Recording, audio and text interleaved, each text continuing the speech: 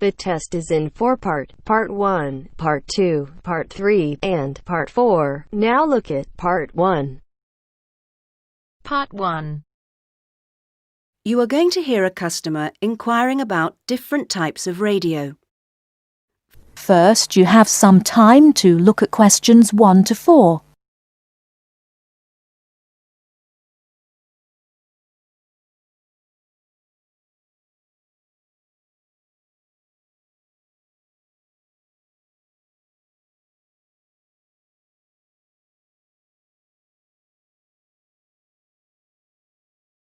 You should answer the questions as you listen, because you will not hear the recording a second time. Listen carefully and answer questions 1 to 4. Yes, madam. How can I help you? I want to buy a radio. It's a present for my daughter. One moment, madam. I'll show you what models we have in stock. Thank you. This one's very popular. The Club Tropicana. The Club Tropicana. It's certainly very colorful, isn't it? The colors are very popular with children. It comes in pink, orange, and green. Oh, yes, I think she'd like that. And it's got a CD player and a clock. Does the clock have an alarm? My daughter is terrible at getting up in the mornings. Yes, it does. It's a bit big. That's because it has 4 built-in speakers, madam. How much is it? Well, it usually retails at $59.99, but it's on special offer this week, so I could let you have it for $39.99. $39.99. Not bad. Anything else? Before you hear the rest of the conversation, you have some time to look at questions 5 to 10.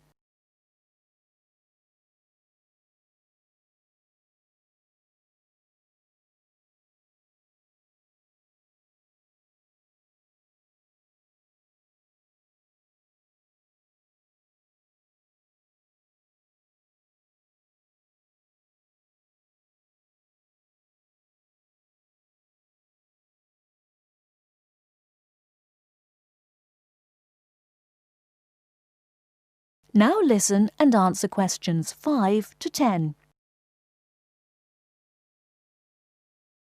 There certainly is. Introducing our top-of-the-range model, the Night Owl. Available only in black, but packed with extra features. Such as? A clock, and it has a television, complete with 10-centimeter screen. And this makes it perfect for the bedside table, a built-in reading light. Very clever. Yes, it's ideal for use both indoors and out. The batteries last for 100 hours. Sounds good. Who's it made by? Parker, madam. They're a British company. Very good quality. Parker. How much is this one? $79.99 plus tax. That's a bit expensive. Do you have anything cheaper? Here. This is the cheapest, smallest, and lightest one we do. It's tiny. And it's round. That's really unusual. Yep. It's called the Olympic. You wear it round your neck with this special strap. See? Oh, it's like a medal. An Olympic medal. That's why it's gold. And you get a free pair of headphones so you can listen to it wherever you are. And you never have to replace the batteries. Really? Why not? There aren't any. Oh? It runs on solar power. Does it really? And I suppose it's expensive. $18, madam. I'll take it. Certainly, madam. Now, cash, check, or credit card?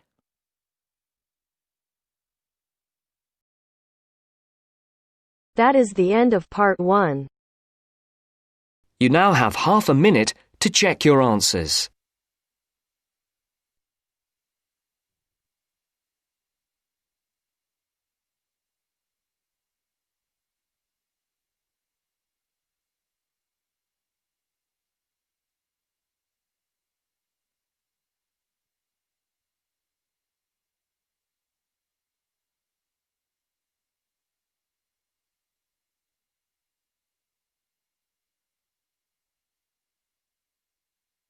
Now turns to Part 2.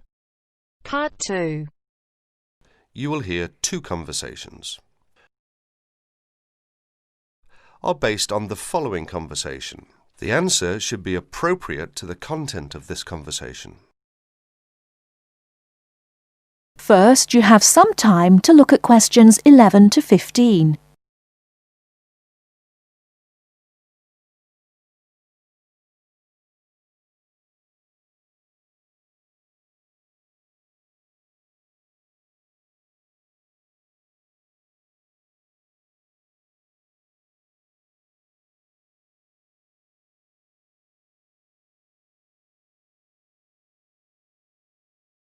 Now, listen carefully and answer questions 11 to 15.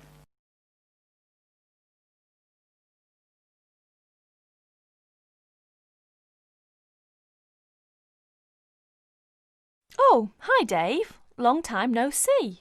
Hi, Maria. I just settled down. I thought I'd drop by. Come on in, take a seat. Would you like anything to drink? I have Sprite and orange juice. Sprite would be fine. Oh, so, how have you been? Oh, not bad. And you? Oh, I'm doing okay, but school has been really busy these days, and I haven't had time to relax. By the way, what's your major? Hotel management. Well, what do you want to do once you graduate? I haven't decided for sure, but I think I'd like to work for a hotel or travel agency in this area. How about you? Well, when I first started college, I wanted to major in French, but I realised I might have a hard time finding a job using the language, so I changed my major to computer science. With the right skills, landing a job in the computer industry shouldn't be too difficult. So, do you have a part-time job to support yourself through school? Well, fortunately for me, I received a 4-year academic scholarship that pays for all of my tuition and books. Wow, that's great. Yeah, how about you? Are you working your way through school? Yeah, I work 3 times a week at a restaurant near campus. Oh, what do you do there? I'm a cook. How do you like your job?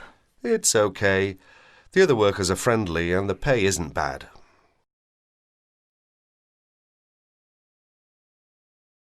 Before you hear the rest of the talk, you have some time to look at questions 16 to 20.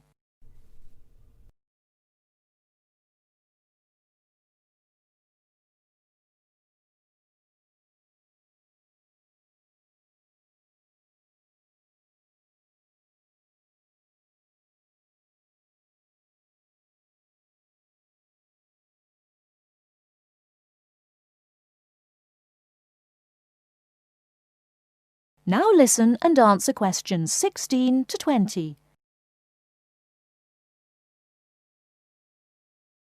Several days later, Dave and Maria met on campus. So what do you want to do tomorrow? Well, let's look at this city guide here. Here's something interesting. Why don't we first visit the art museum in the morning? OK, I like that idea. And where do you want to have lunch? How about going to an Indian restaurant? The guide recommends one downtown, a few blocks from the museum. Now that sounds great. After that, what do you think about visiting the zoo? Well, it says here that there are some very unique animals not found anywhere else. Well, to tell the truth, I'm not really interested in going there. Yeah, why don't we go shopping instead? There are supposed to be some really nice places to pick up souvenirs. No, I don't think that's a good idea.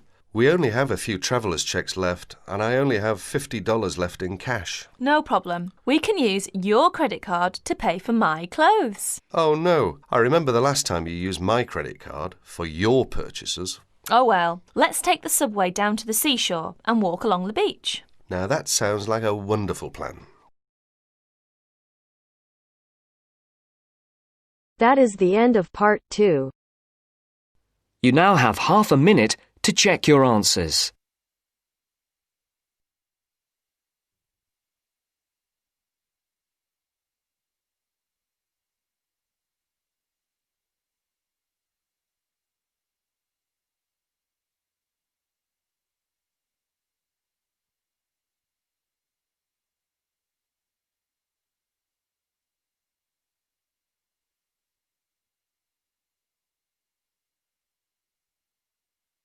Now turns to part 3. Part 3. You'll hear a tutor and a student talking about the history of the scientific method. First, you have some time to look at questions 21 to 25.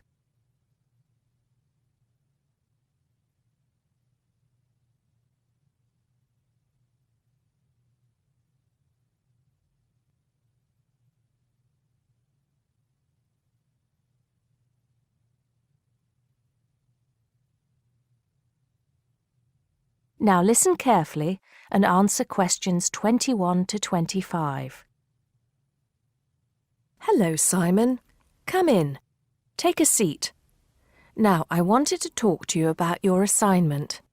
Yes, the one on the scientific method. That's right. I just wanted to see how you were getting on. Well, I think it's fine. I mean, I haven't done a huge amount of work on it because I've been working on other things.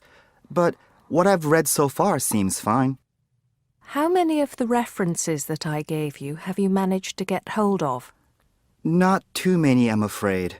It seems that everyone else is working on the same things at the same time. And every time I look, the books are checked out from the library.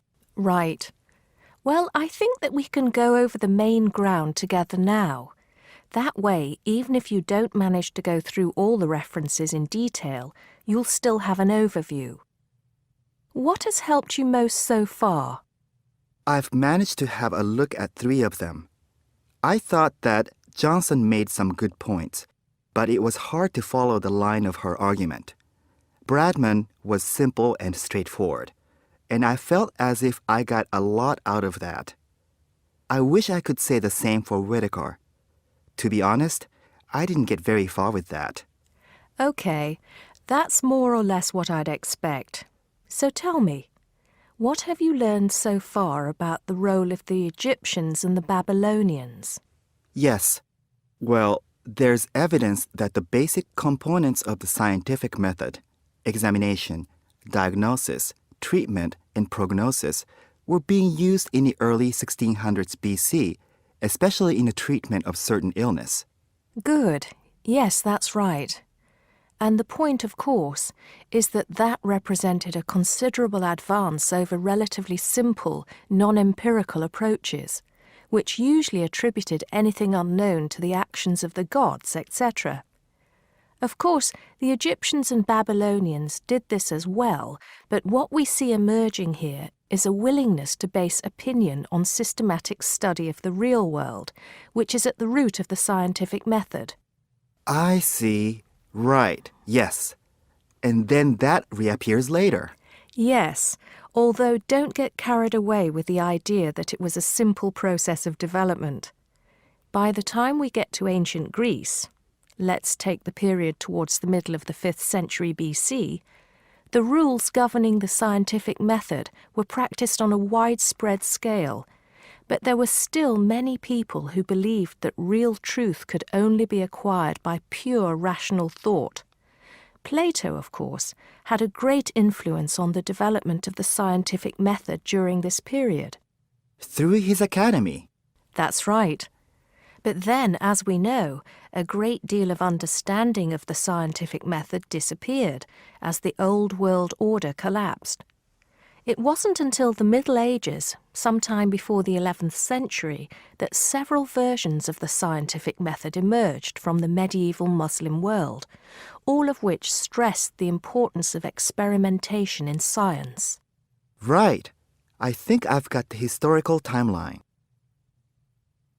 Before you hear the rest of the conversation, you have some time to look at questions 26 to 30.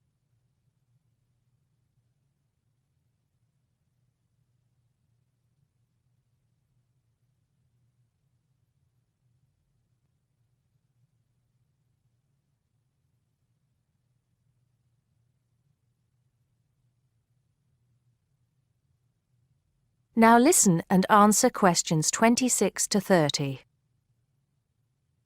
The other thing I'm struggling with slightly is actually pinning down precisely what we mean by the scientific method. I wonder if you could give me some pointers on that. Sure. Well, it's best to think of the scientific method as a series of steps in a process which allows us to find answers to questions about the world around us. So the first step is to identify the problem. What is it that you want to know or explain? And then I think the next step is designing an experiment. But you can't design an experiment unless you know what you want your experiment to tell you. Oh, yes. You need to form a hypothesis to be tested before you design the experiment. So there's a very clear relationship between hypothesis and experiment. Having designed the experiment, then of course you go on to carry out the experiment. The particular procedure you follow, the protocol, will differ from experiment to experiment, but the underlying principle is the same. You analyse the data from the experiment in order to confirm or disprove your hypothesis. Assuming the experiment is accurate. Oh yes, if there's anything unusual about the data, or if the results are at all surprising, then you need to ask yourself whether the experiment could be flawed and whether the data could be unreliable. If the answer is yes, then it may be necessary to modify the experiment and go through the process again. So, once you have reliable, valid results, then the final step is to communicate them. The wider scientific community needs to know about the results, and publication in journals is the accepted way. Okay, I think I've got the basics. It's going to get more complicated as we begin to look at some people who have criticised the scientific method. So you need to make sure that you understand things up to this point. Let me know if you have any further problems with it. That is the end of part 3. You now have half a minute to check your answers.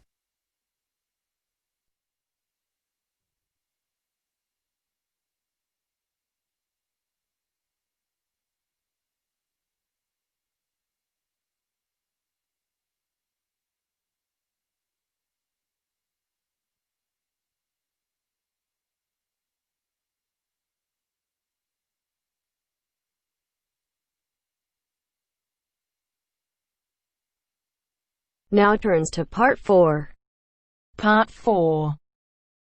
First, you have some time to look at questions 31 to 40.